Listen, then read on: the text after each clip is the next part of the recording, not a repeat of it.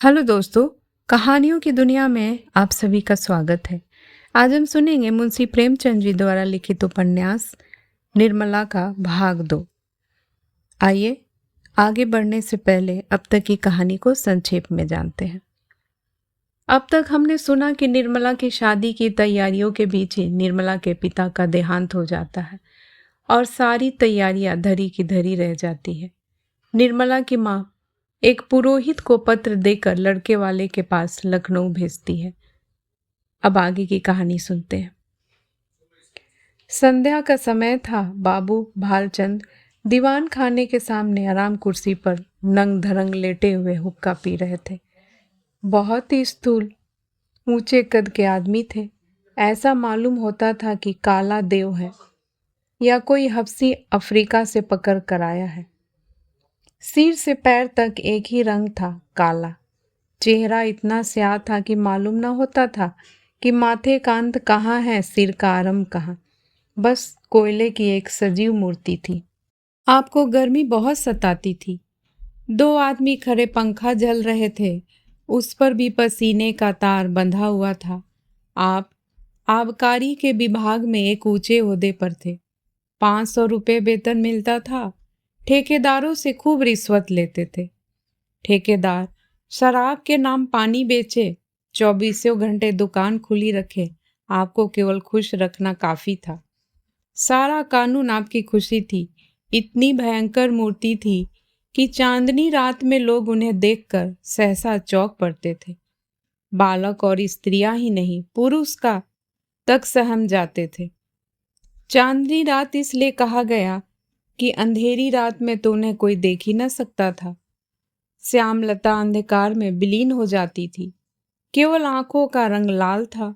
जैसे पक्का मुसलमान 5 बार नमाज पढ़ता है, वैसे ही आप भी 5 बार शराब पीते थे। मुफ्त की शराब तो काजी को हलाल है, फिर भी आप तो शराब के अफसर ही थे। जितनी चाहे पिए, कोई हाथ पकड़ने वाला न था। जब प्यास लगती शराब पी लेते। जैसे कुछ रंगों में परस्पर सहानुभूति है, उसी तरह कुछ रंगों में परस्पर विरोध है। लालिमा के संयोग से कालिमा और भी भयंकर हो जाती है। बाबू साहब ने पंडित जी को देखते ही कुर्सी से उठकर कहा, आप हैं? आइए आइए। धन्य भाग। अरे कोई है? कहाँ चले गए सब के सब? झगरू, गुरदीन, छकौरी, भवानी, राम गुलाल, कोई है क्या? सब के सब मर गए? चलो। राम गुलाल, भवानी, छकौरी, गुरदीन, झगरू, कोई नहीं बोलता, सब मर गए। दर्जन भर आदमी है, पर मौके पर एक भी सूरत नहीं नजर आती। न जाने सब कहाँ गायब हो जाते हैं। आपके वास्ते कुर्सी लाऊं? बाबू साहब ने ये 5 नाम कई बार दोहराए, लेकिन यह न हुआ कि पंखा झलने वाले दोनों आदमियों में से किसी को कुर्सी लाने को भेज देते। 3-4 मिनट के बाद एक काना आदमी खांसता हुआ आकर बोला, सरकार, इतना की नौकरी हमार किन न होई। कहाँ तक उधार बाढ़ी लई लई खाई, मांगत मांगत थेथर होए गए। भाल, बको मत, जाकर कुर्सी लाओ। जब कोई काम करने को कहा गया तो रोने लगता है। कहिए पंडित जी, वहाँ सब कुशल है? मोटेराम, क्या कुशल कहूँ बाबूजी, अब कुशल कहाँ, सारा घर मिट्टी में मिल गया। इतने में कहार ने एक टूटा हुआ चीर का संदूक लाकर रख दिया और बोला, कुर्सी मेज हमारे उठाए ना ही उठत है। पंडित जी शर्माते हुए डरते डरते उस पर बैठ गए कि कहीं टूट न जाए, और कल्याणी का पत्र बाबू साहब के हाथ में रख दिया। भाल, अब और कैसे मिट्टी में मिलेगा? इससे बड़ी और कौन विपत्ति पड़ेगी? बाबू उदय भानुलाल से मेरी पुरानी दोस्ती थी। आदमी नहीं, हीरा था। क्या दिल था, क्या हिम्मत थी। मेरा तो जैसे दाहिना हाथ ही कट गया। विश्वास मानिए, जब से यह खबर सुनी है आंखों में अंधेरा छा गया है। खाने बैठता हूं तो कौर मुंह में नहीं जाता। उनकी सूरत आंखों के सामने खड़ी रहती है। मुंह जूठा करके उठ जाता हूं। किसी काम में दिल नहीं लगता। भाई के मरने का रंज भी इससे कम ही होता है। आदमी नहीं हीरा था। मोटे, सरकार नगर में अब ऐसा कोई रईस नहीं रहा। भाल, मैं खूब जानता हूँ पंडित जी, आप मुझसे क्या कहते हैं। ऐसा आदमी 1,00,000 2 लाख में एक होता है। जितना मैं उनको जानता था उतना दूसरा नहीं जान सकता। 2 ही 3 बार की मुलाकात में उनका भक्त हो गया और मरते दम तक रहूंगा। आप समदीन साहब से कह दीजिए मुझे दिली रंज है। मोटे, आपसे ऐसी ही आशा थी। आप जैसे सज्जनों के दर्शन दुर्लभ हैं। नहीं तो आज कौन बिना दहेज के पुत्र का विवाह करता है। भाल, महाराज, दहेज की बातचीत ऐसे सत्यवादी पुरुषों से नहीं की जाती। उनसे संबंध हो जाना ही ₹1,00,000 के बराबर है। मैं इसी को अपना अहोभाग्य समझता हूँ। हाँ, कितनी उदार आत्मा थी। रुपए को तो उन्होंने कुछ समझा ही नहीं। तिनके के बराबर भी परवाह नहीं की। बुरा रिवाज है, बेहद बुरा। मेरा बस चले तो दहेज लेने वालों और दहेज देने वालों दोनों ही की को गोली मार दूं। हाँ साहब, साफ गोली मार दूं, फिर चाहे फांसी ही क्यों ना हो जाए। पूछो, आप लड़के का विवाह करते हैं कि उसे बेचते हैं। अगर आपको लड़के के शादी में दिल खोल कर खर्च करने का अरमान है तो शौक से खर्च कीजिए, लेकिन जो कुछ कीजिए अपने बल पर। यह क्या कि कन्या के पिता का गला रेतिए। नीचता है, घोर नीचता। मेरा बस चले तो इन पाजियों को गोली मार दूं। मोटे, धन्य हो सरकार, भगवान ने आपको बड़ी बुद्धि दी है। यह धर्म का प्रताप है। मालकिन की इच्छा है कि विवाह का मुहूर्त वही रहे, और तो उन्होंने सारी बातें पत्र में लिख दी है। बस अब आप ही उबारे तो हम उबर सकते हैं। इस तरह तो बारात में जितने सज्जन आएंगे उनकी सेवा सत्कार हम करेंगे ही, लेकिन परिस्थिति अब बहुत बदल गई है सरकार। कोई करने धरने वाला नहीं है। बस ऐसी बात कीजिए कि वकील साहब के नाम पर बट्टा न लगे। भालचंद्र 1 मिनट तक आंखें बंद किए बैठे रहे, फिर एक लंबी सांस खींचकर बोले, ईश्वर को मंजूरी न था कि वह लक्ष्मी मेरे घर आती, नहीं तो क्या यह वज्र गिरता। सारे मंसूबे खाक में मिल गए। फूला न समाता था कि वह शुभ अवसर निकट आ रहा है, पर क्या जानता था कि ईश्वर के दरबार में कुछ और षड्यंत्र रचा जा रहा है। मरने वाले की याद ही रुलाने के लिए काफी है। उसे देखकर तो जख्म और भी हरा हो जाएगा। उस दशा में न जाने क्या कर बैठूं। इसे गुण समझिए चाहे दोष, कि जिससे एक बार मेरी घनिष्ठता हो गई फिर उसकी याद चित्त से नहीं उतरती। अभी तो खैर इतना ही है कि उनकी सूरत आंखों के सामने नाचती रहती है, लेकिन यदि वह कन्या घर में आ गई तब मेरा जिंदा रहना कठिन हो जाएगा। सच मानिए, रोते रोते मेरी आंखें फूट जाएगी। जानता हूँ रोना धोना व्यर्थ है। जो मर गया वह लौट कर नहीं आ सकता। सब्र करने के सिवा और कोई उपाय नहीं है, लेकिन दिल से मजबूर हूँ। उस अनाथ बालिका को देखकर मेरा कलेजा फट जाएगा। मोटे, ऐसा न कहिए सरकार। वकील साहब नहीं तो क्या, आप तो हैं। अब आप ही उसके पिता तुल्य हैं। वह अब वकील साहब की कन्या नहीं, आपकी कन्या है। आपके हृदय के भाव तो कोई जानता नहीं। लोग समझेंगे वकील साहब का देहांत हो जाने के कारण आप अपने वचन से फिर गए। इसमें आपकी बदनामी है। चित्त को समझाइए और हंसी खुशी कन्या का पानी ग्रहण करा लीजिए।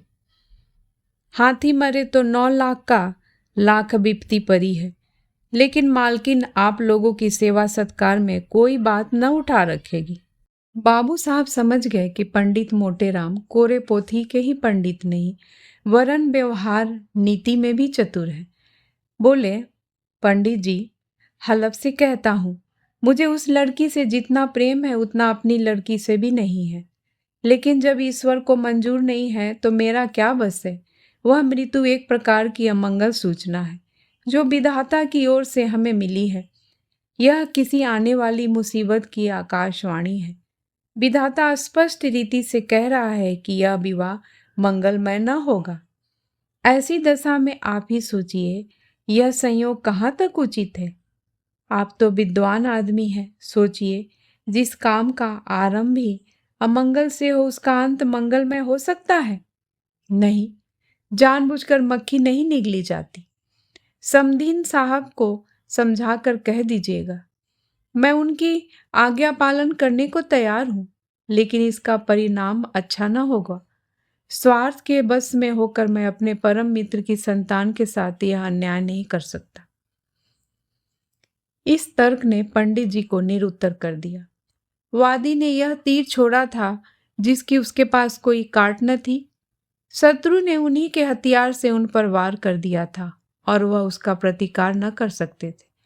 वह अभी कोई जवाब सोच ही रहे थे कि बाबू साहब ने फिर नौकरों को पुकारना शुरू किया। अरे, तुम सब फिर गायब हो गए। झगरू, चकौरी, भवानी, गुरुदीन, राम गुलाम, एक भी नहीं बोलता। सब के सब मर गए। पंडित जी के वास्ते पानी वानी की फिक्र है? न जाने इन सबों को कोई कहाँ तक समझे। अक्ल छू तक नहीं गई। देख रहे हैं कि एक माह से दूर से थके मांदे चले आ रहे हैं, पर किसी को जरा भी परवाह नहीं। लाओ, पानी वानी रखो। पंडित जी, आपके लिए शरबत बनवाऊं या फलारी मिठाई मंगवा दूं? मोटे राम जी मिठाइयों के विषय में किसी तरह का बंधन न स्वीकार करते थे। उनका सिद्धांत था कि धृत से सभी वस्तुएं पवित्र हो जाती हैं। रसगुल्ले और बेसन के लड्डू उन्हें बहुत प्रिय थे, पर शरबत से उन्हें रुचि न थी। पानी से पेट भरना उनके नियम के विरुद्ध था। सब कुछ आते हुए बोले, शरबत पीने की तो मुझे आदत नहीं, मिठाई खा लूंगा। भाल, फलारी ना? मोटे, इसका मुझे कोई विचार नहीं। भाल, है तो यही बात। छूत छात सब ढकोसला है, मैं स्वयं नहीं मानता। अरे, अभी तक कोई नहीं आया? छकौरी, भवानी, गुरदीन, राम गुलाल, कोई तो बोले। अब की भी वही बूढ़ा कहार खांसता हुआ आकर खड़ा हो गया और बोला, सरकार, मोर तलब दई दिन जाए, ऐसी नौकरी मोसे ना होई। कहाँ लौ दौड़ी, दौड़त दौड़त गोर पिराई लागत है। भाल, काम कुछ करो या न करो, पर तलब पहले चाहिए। दिन भर परे परे खांसा करो, तलब तो तुम्हारी चढ़ रही है। जाकर बाजार से एक आने की ताजी मिठाई ला, दौड़ता हुआ जा। कहार को यह हुक्म देकर बाबू साहब घर में गए और स्त्री से बोले, वहां से एक पंडित जी आए हैं, यह खत लाए हैं, जरा पढ़ो तो। पत्नी जी का नाम रंगीली बाई था। गोरे रंग की प्रसन्न मुख महिला थी। रूप और यौवन उनसे विदा हो रहे थे, पर किसी प्रेमी मित्र की भांति मचल मचल कर 30 साल तक जिसके गले से लगे रहे उसे छोड़ते न बनता था। रंगीली बाई बैठी पान लगा रही थी, बोली, कह दिया ना कि हमें वहां ब्याह नहीं मंजूर है। भाल, हाँ, कह तो दिया, पर मारे संकोच के मुंह से शब्द न निकलता था। झूठ मूठ का होल्ला करना पड़ा। रंगीली, साफ बात करने में संकोच क्या? हमारी इच्छा है, नहीं करते। किसी का कुछ लिया तो नहीं है। जब दूसरी जगह 10,000 नगद मिल रहे हैं तो वहां क्यों न करूं? उनकी लड़की कोई सोने की थोड़ी ही है। वकील साहब जीते होते तो शर्माते शर्माते 15-20 हजार दे मरते। अब वहां क्या रखा है? भाल, एक दफा जवान देकर मुकर जाना अच्छी बात नहीं।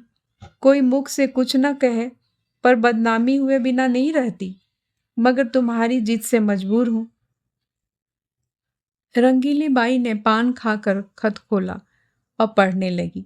हिंदी का अभ्यास बाबू साहब को तो बिल्कुल न था, और यद्यपि रंगीली बाई भी शायद ही कभी किताब पढ़ती हो, पर खत वत पढ़ लेती थी। पहले ही पाती पढ़कर उसकी आंखें सजल हो गई और पत्र समाप्त किया तो उसकी आंखों से आंसू बह रहे थे। एक एक शब्द करुणा के रस में डूबा हुआ था। एक एक अक्षर से दीनता टपक रही थी। रंगीली बाई की कठोरता पत्थर की नहीं, लाह की थी, जो एक ही आंच से पिघल जाती है। कल्याणी के करुण पादक शब्दों ने उसके स्वार्थ मंडित हृदय को पिघला दिया। रूधे हुए कंठ से बोली, अभी ब्राह्मण बैठा है ना? भालचंद पत्नी के आंसुओं को देख देख कर सूखे जाते थे। अपने ऊपर झल्ला रहे थे कि नाहक मैंने यह खत इसे दिखाया। इसकी जरूरत क्या थी? इतनी बड़ी भूल उनसे कभी ना हुई थी। संदिग्ध भाव से बोले, शायद बैठा हो, मैंने तो जाने को कह दिया था।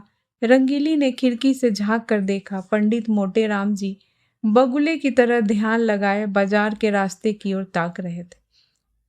लालसा में व्यग्र होकर कभी यह पहलू बदलते, कभी वह पहलू। एक आने की मिठाई ने तो आशा की कमर ही तोड़ दी थी। उसमें भी यह विलंब, दारुण दशा। उन्हें बैठे देखकर रंगीली बाई बोली, है अभी है, जाकर कह दो। हम विवाह करेंगे, जरूर करेंगे। बेचारी बड़ी मुसीबत में है। भाल, तुम कभी कभी बच्चों की सी बातें करने लगती हो। अभी उससे कहा आया हूं कि मुझे विवाह नहीं करना मंजूर है। एक लंबी चौड़ी भूमिका बांधनी पड़ी। जब जाकर यह संदेश कहूंगा तो वो अपने दिल में क्या कहेगा, जरा सोचो तो। यह शादी विवाह का मामला है, लड़कों का खेल नहीं कि अभी एक बात तय की अभी पलट गए। भले आदमी की बात न हुई, दिल लगी हुई। रंगीली, अच्छा, तुम अपने मुंह से न कहो, उस ब्राह्मण को मेरे पास भेज दो। मैं इस तरह समझा दूंगी कि तुम्हारी बात भी रह जाएगी और मेरी भी। इसमें तो तुम्हें कोई आपत्ति नहीं है। भाल, तुम अपने सिवा सारी दुनिया को नादान समझती हो। तुम कहो या मैं कहूं, एक ही है। जो बात तय हो गई वह हो गई। अब मैं उसे फिर नहीं उठाना चाहता। तुम ही तो बार बार कहती थी कि मैं वहां ना करूंगी। तुम्हारे ही कारण मुझे अपनी बात खोनी पड़ी। अब तुम फिर रंग बदलती हो। यह तो मेरी छाती पर मूंग डलना है। आखिर तुम्हें कुछ तो मेरे मान अपमान का विचार करना चाहिए। रंगीली, तो मुझे क्या मालूम था कि विधवा की दशा इतनी हीन हो गई है। तुम्ही ने तो कहा था कि उसने पति की सारी संपत्ति छिपा रखी है और अपनी गरीबी का ढोंग रचकर काम निकालना चाहती है। एक ही छठी औरत है। तुमने जो कहा था वह मैंने मान लिया। भलाई करके बुराई करने में तो लज्जा और संकोच है। बुराई करके भलाई करने में कोई संकोच नहीं। अगर तुम हाँ कर आए होते और मैं नहीं कहने को कहती तो तुम्हारा संकोच उचित था। नहीं करने के बाद हाँ करने में तो अपना बरकपन है। भाल, तुम्हें बरकपन मालूम होता है, मुझे तो लुच्चापन ही मालूम होता है। फिर तुमने यह कैसे मान लिया कि मैंने वकीलाइन के विषय में जो बात कही थी वह झूठी थी? क्या वह पत्र देखकर तुम जैसी खुद सरल हो वैसे ही दूसरे को भी सरल समझती हो? रंगीली, इस पत्र में बनावट नहीं मालूम होती। बनावट की बात दिल में चुभती नहीं, उसमें बनावट की गंध अवश्य रहती है। भाल, बनावट की बात तो ऐसी चुभती है कि सच्ची बात उसके सामने बिल्कुल फीकी मालूम होती है। यह किस्से कहानियां लिखने वाले जिनकी किताबें पढ़ पढ़ कर तुम घंटों रोती हो, क्या सच्ची बातें लिखते हैं? सरासर झूठ का तुमार बांधते हैं। यह भी एक कला है। रंगीली, क्यों जी? तुम मुझसे भी उड़ते हो, दाई से पेट छिपाते हो। मैं तुम्हारी बात मान जाती हूँ तो तुम समझते हो इसे चकमा दिया, मगर मैं तुम्हारी एक एक नस पहचानती हूँ। तुम अपना ऐब मेरे सिर मढ़कर खुद बेदाग बचना चाहते हो। बोलो, कुछ झूठ कहती हूँ? जब वकील साहब जीते थे तो तुमने सोचा था कि ठहराव की जरूरत ही क्या है, वे खुद ही जितना उचित समझेंगे देंगे, बल्कि बिना ठहराव के और भी ज्यादा मिलने की आशा होगी। अब जो वकील साहब का देहांत हो गया तो तरह तरह के हीले हवाले करने लगे। यह भलमनसी नहीं, छोटापन है। इसका इल्जाम भी तुम्हारे सिर है। मैं अब शादी ब्याह के नगीच न जाऊंगी। तुम्हारी जैसी इच्छाओ करो। ढोंगी आदमियों से मुझे चिढ़ है। जो बात करो सफाई से करो, बुरा हो या अच्छा। हाथी के दांत खाने के और दिखाने के और वाली नीति पर चलना तुम्हें शोभा नहीं देता। बोलो, अब भी वहां शादी करते हो या नहीं? भला, जब मैं बेईमान, दगाबाज और झूठा ठहरा तो मुझसे पूछना ही क्या, मगर खूब पहचानती हो आदमियों को। क्या कहना है? तुम्हारी सूझबूझ की बलैया ले लें? रंगीली, हो बड़े हयादार, अब भी नहीं शर्माते। ईमान से कहा, मैंने बात ताड़ ली कि नहीं?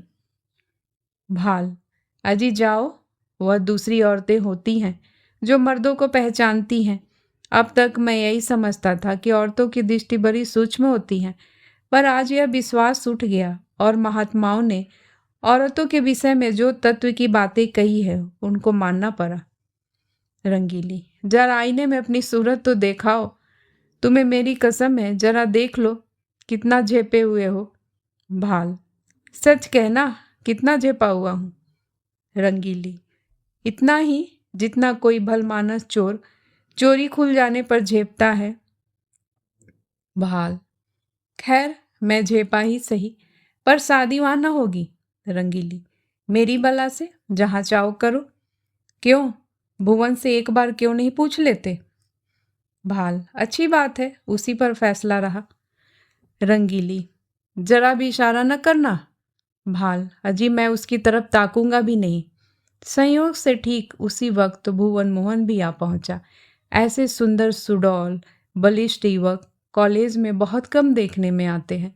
बिल्कुल माँ को पड़ा था। वही गोरा चिट्टा रंग, वही पतले पतले गुलाब की पत्ती के ओठ, वही चौड़ा माथा, वही बड़ी बड़ी आंखें, डील डॉल बाप का सा था। ऊंचा कोट, टाई, बूट, हैट उस पर खूब लग रहे थे। हाथ में एक हॉकी स्टिक थी। चाल में जवानी का गुरूर था, आंखों में आत्मगौरव। रंगीली ने कहा, आज बड़ी देर लगाई तुमने। यह देखो, तुम्हारी ससुराल से यह खत आया है। तुम्हारी सास ने लिखा है। साफ साफ बतला दो, अभी सवेरा है। तुम्हें वहाँ शादी करना मंजूर है या नहीं? भुवन, शादी करनी तो चाहिए अम्मा, पर मैं करूँगा नहीं। रंगीली, क्यों? भुवन, कहीं ऐसी जगह शादी करवाइए कि खूब रुपए मिले, और न सही 1 लाख का तो डॉल हो। वहाँ अब क्या रखा है? वकील साहब रहे नहीं, बुढ़िया के पास अब क्या होगा? रंगीली, तुम्हें ऐसी बातें मुंह से निकालते शर्म नहीं आती? भुवन, इसमें शर्म की कौन सी बात है? रुपए किसे काटते हैं? 1 लाख रुपए तो लाख जन्म में भी न जमा कर पाऊंगा। इस साल पास भी हो गया तो कम से कम 5 साल तक रुपए से सूरत न नजर आएगी। फिर 100-200 रुपये महीने कमाने लगूंगा। 5-6 तक पहुंचते पहुंचते उम्र के 3 भाग बीत जाएंगे। रुपए जमा करने की नौबत ही ना आएगी। दुनिया का कुछ मजा ना उठा सकूंगा। किसी धनी की लड़की से शादी हो जाती तो चैन से कटती। मैं ज़्यादा नहीं चाहता, बस 1 लाख हो या फिर कोई ऐसी जायदाद वाली बेवा मिले जिसकी एक ही लड़की हो। रंगीली, चाहे वो कैसी भी हो। भुवन, धन सारे ऐबों को छिपा देगा। मुझे वह गालियां भी सुनाए तो भी चू न करूंगा। दुधारू गाय की लात किसे बुरू मालूम होती है? बाबू साहब ने प्रशंसा सूचक भाव से कहा, हमें उन लोगों के साथ सहानुभूति है और दुख है कि ईश्वर ने उन्हें विपत्ति में डाला, लेकिन बुद्धि से काम लेकर ही कोई निश्चय करना चाहिए। हम कितने ही फटे हाल हो जाएं, फिर भी अच्छी खासी बारात हो जाएगी। वहाँ भोजन का भी ठिकाना नहीं, सिवाय इसके कि लोग हंसे और कोई नतीजा न निकलेगा। रंगीली, तुम बाप पुत दोनों एक ही थैली के चट्टे बट्टे हो। दोनों उस गरीब लड़की के गले पर छुरी फेरना चाहते हो। भुवन, जो गरीब है उसे गरीबों के यहाँ ही संबंध करना चाहिए, अपनी हैसियत से बढ़कर। रंगीली, चुप ही रह। आया है वहां से हैसियत लेकर। तुम कहाँ के धन्ना सेठ हो? कोई आदमी द्वार पर आ जाए तो एक लोटे पानी को तरस जाए, बड़ी हैसियत वाले बने हो। यह कहकर रंगीली वहां से उठकर रसोई का प्रबंध करने चली गई। भुवन मोहन मुस्कुराता हुआ अपने कमरे में चला गया और बाबू साहब मूछों पर ताव देते हुए बाहर आए कि मोटे राम को अंतिम निश्चय सुना दे, पर उनका कहीं पता न था। मोटे राम जी कुछ देर तक तो कहार की राह देखते रहे। जब उनके आने में बहुत देर हुई तो उनसे बैठा न गया। सोचा यहाँ बैठे बैठे काम न चलेगा, कुछ उद्योग करना पड़ेगा। भाग के भरोसे यहाँ अरे बैठे रहे तो भूखे मर जाएंगे। यहाँ तुम्हारी दाल नहीं गलने की। चुपके से लकड़ी उठाई और जिधर जब वह कहार गया था उसी तरफ चले। बाजार थोड़ी ही दूर पर था। एक क्षण में जा पहुंचे। देखा तो बूढ़ा एक हलवाई की दुकान पर बैठा चिल्लम पी रहा था। उसे देखते ही आपने बड़ी बेतकल्पुई से कहा, अभी कुछ तैयार नहीं है क्या महाराज? सरकार वहां बैठे बिगड़ रहे हैं कि जाकर सो गया या तारी पीने लगा? मैंने कहा, सरकार यह बात नहीं, बूढ़ा आदमी है, आते आते ही आएगा। बड़े विचित्र जीव है, न जाने इनके यहाँ कैसे नौकर टिकते हैं। कहार, मुझे छोड़कर आज तक दूसरा कोई टिका नहीं और न टिकेगा। साल भर से तलब नहीं मिली, किसी को तलब नहीं देते। जहां किसी ने तलब मांगी और लगे डांटने, बेचारा नौकरी छोड़कर भाग जाता है। वे दोनों आदमी जो पंखा झल रहे थे सरकारी नौकर हैं। सरकार से 2 अर्दली मिले हैं ना, इसी से पड़े हुए हैं। मैं भी सोचता हूँ जैसा तेरा ताना बाना वैसी मेरी भरनी। इस साल कट गए हैं, साल 2 साल और इसी तरह कट जाएंगे। मोटे राम, तो तुम ही अकेले हो? नाम तो कई कहारों का लेते हैं। कहार, वह सब इन 2-3 महीनों के अंदर आए और छोड़ छोड़ कर चले गए। यह अपना रूप जमाने को अभी तक उनका नाम जपा करते हैं। कहीं नौकरी दिलाइए, चलूं? मोटे राम, अजी बहुत नौकरी है। कहार तो आजकल ढूंढे नहीं मिलते। तुम तो पुराने आदमी हो, तुम्हारे लिए नौकरी की क्या कमी है? यहाँ कोई ताजी चीज? मुझसे कहने लगे खिचड़ी बनवाइएगा या बाटी लगाइएगा। मैंने कह दिया, सरकार बूढ़ा आदमी है, रात को उसे मेरा भोजन बनाने में कष्ट होगा। मैं कुछ बाजारी से खा लूँगा, इसकी आप चिंता न करें। बोले, अच्छी बात है। कहार आपको दुकान पर मिलेगा। बोलो साहजी, कुछ तर माल तैयार है? लड्डू तो ताजे मालूम होते हैं, तौल दो 1 सेर भर। आ जाऊं वहीं ऊपर ना? यह कहकर मोटे राम जी हलवाई की दुकान पर जा बैठे और तर माल चखने लगे। खूब छक कर खाया। 2.5-3 सेर चट कर गए। खाते जाते थे और हलवाई की तारीफ करते जाते थे। शाह जी, तुम्हारी दुकान का जैसा नाम सुना था वैसा ही माल भी पाया। बनारस वाले ऐसे रसगुल्ले नहीं बना पाते। कालाकंद अच्छी बनाते हैं, पर तुम्हारी उनसे बुरी नहीं। माल डालने से अच्छी चीज नहीं बन जाती, विद्या चाहिए। हलवाई, कुछ और लीजिएगा महाराज? थोड़ी सी रबड़ी मेरी तरफ से लीजिए। मोटे राम, इच्छा तो नहीं है, लेकिन दे दो पाव भर। हलवाई, पाव भर क्या लीजिएगा? चीज अच्छी है, आज सेर तो लीजिए। खूब इच्छापूर्ण भोजन करके पंडित जी ने थोड़ी देर तक बाजार की सैर की और 9 बजते बजते मकान पर आए। यहाँ सन्नाटा सा छाया हुआ था। एक लालटेन जल रही थी। अपने चबूतरे पर बिस्तर जमाया और सो गए। सवेरे अपने नियमानुसार कोई 8 बजे उठे तो देखा कि बाबू साहब टहल रहे हैं।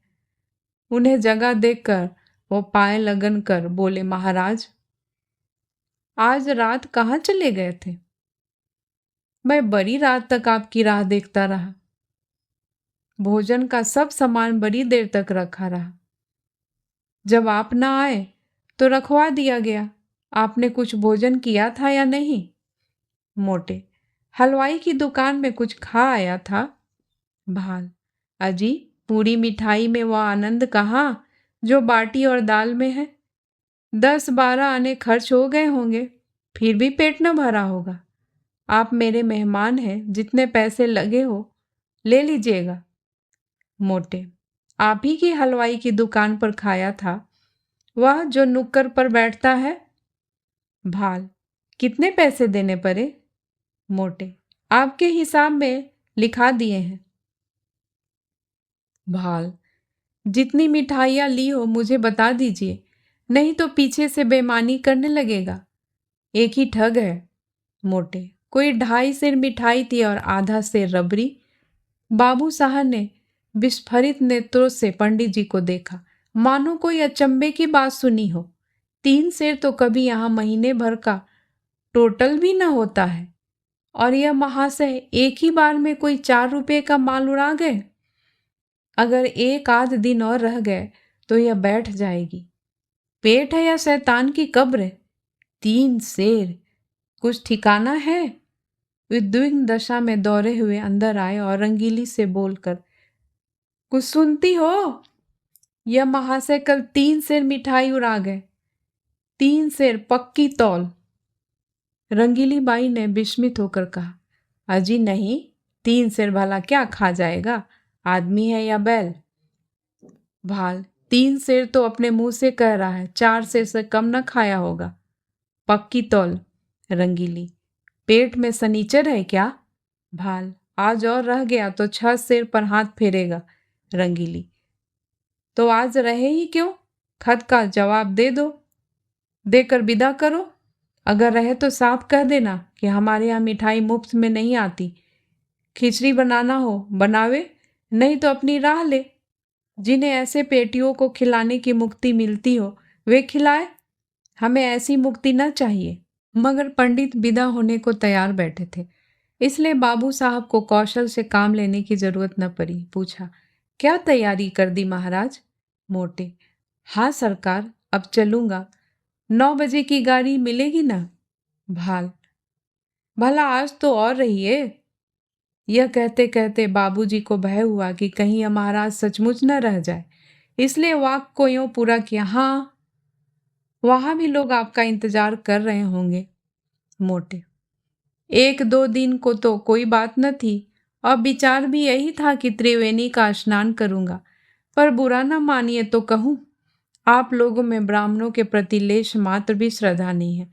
हमारे जजमान हैं जो हमारा मुंह जोते रहते हैं कि पंडित जी कोई आज्ञा दे तो उनका पालन करे।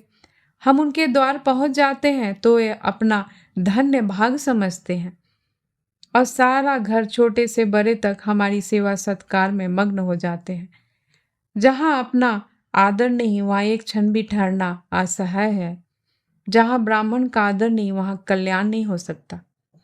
भाल, महाराज, हमसे तो ऐसा अपराध नहीं हुआ। मोटे, अपराध नहीं हुआ? और अपराध कहते किसे हैं? अभी आप ही ने घर में जाकर कहा कि यह महाशय 3 सेर मिठाई चट कर गए। पक्की तौल, आपने अभी खाने वाले देखे कहाँ? एक बार खिलाइए तो आंखें खुल जाए।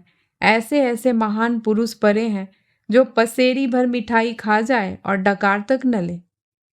एक एक मिठाई खाने के लिए हमारी चिरौंजी की जाती है, रुपए दिए जाते हैं। हम भिक्षुक ब्राह्मण नहीं हैं जो आपके द्वार पर पड़े रहें। आपका नाम सुनकर आए थे, यह न जानते थे कि यहाँ मेरे भोजन के लिए भी लाले पड़ेंगे। जाइए, भगवान आपका कल्याण करे। बाबू साहब ऐसा झेपे कि मुंह से बात न निकली। जिंदगी भर में उन पर कभी ऐसी फटकार न पड़ी थी। बहुत बातें बनाई, आपकी चर्चा न थी। एक दूसरे ही महाशय की बात थी, लेकिन पंडित जी का क्रोध शांत न हुआ। वह सब कुछ सह सकते थे पर अपने पेट की निंदा न सह सकते थे। औरतों को रूप की निंदा जितनी अप्रिय लगती है, उससे कहीं अधिक अप्रिय पुरुषों को अपने पेट की निंदा लगती है। बाबू साहब मानते तो थे, पर धड़का भी समाया हुआ था कि यह टिक न जाए, उनकी कृपणता का पर्दा खुल न जाए। अब उसमें संदेह न था, उस पर्दे को ढांकना जरूरी था। अपनी कृपणता को छिपाने के लिए उन्होंने कोई बात उठा न रखी, पर होने वाली बात होकर रही। पछता रहे थे कि कहाँ से घर में इसकी बात कहने गया, और कहा भी तो उच्च स्वर में। यह दुष्ट भी कान लगाए सुनता रहा, किंतु अब पछताने से क्या हो सकता था। न जाने किस मनहूस की सूरत देखी थी यह विपत्ति गले पड़ी। अगर इस वक्त यहाँ से रुष्ट होकर चला गया तो वहां जाकर बदनाम करेगा और मेरा सारा कौशल खुल जाएगा। अब तो उसका मुंह बंद कर देना ही पड़ेगा।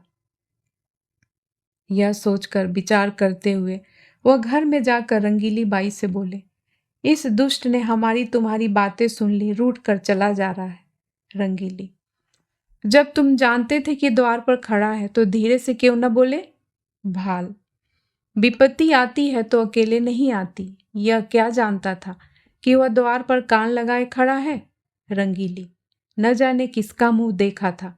भाल, वही दुष्ट सामने लेटा हुआ था। जानता तो उधर ताकता ही नहीं। अब तो इसे कुछ दे दिलाकर राजी करना पड़ेगा। रंगीली, जाने भी दो।